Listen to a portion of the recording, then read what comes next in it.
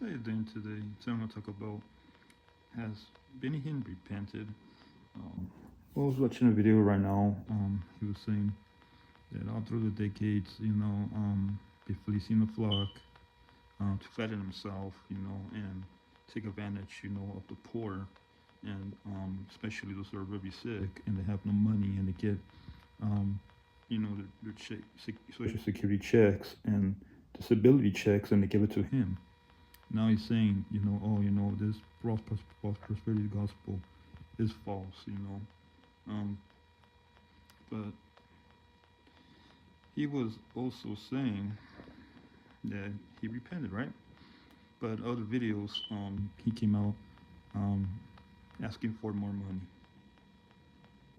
There you go. So I'm gonna read this. After all the decades of fleecing the flock to fatten himself, he looks dead. He looks like he's dying. I pray he repents. Unless he repents of his evil sins and wickedness at the white throne judgment, he will stand before God, poor, pitiful, and naked. He will be judged by God for every thought, word, deed, and secret sin, and will be exposed.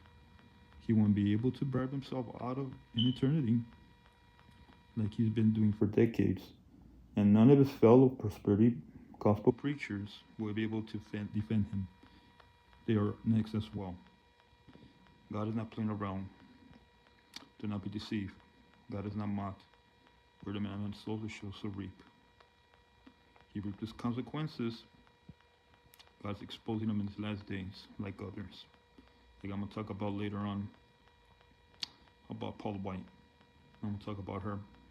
I'm gonna expose her because what she's doing, all these years is evil, and especially misusing the spiritual gifts, especially tongues. So that's what I'm gonna say today about Benny Hinn. Benny Hinn has a lot of false prophecies. For example, he said that God's gonna destroy San Francisco in the 90s, and because there was homosexuality and everything, and he was gonna burn it down. Nothing happened. Do you see why you have to stay in the Word of God? It's very important to stay in the Word of God.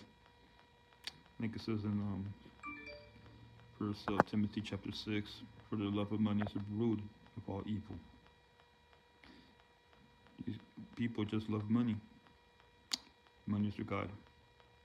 Make sure your God is from the Bible, and you love him. Keep away from his people. Mark and avoid. God bless you.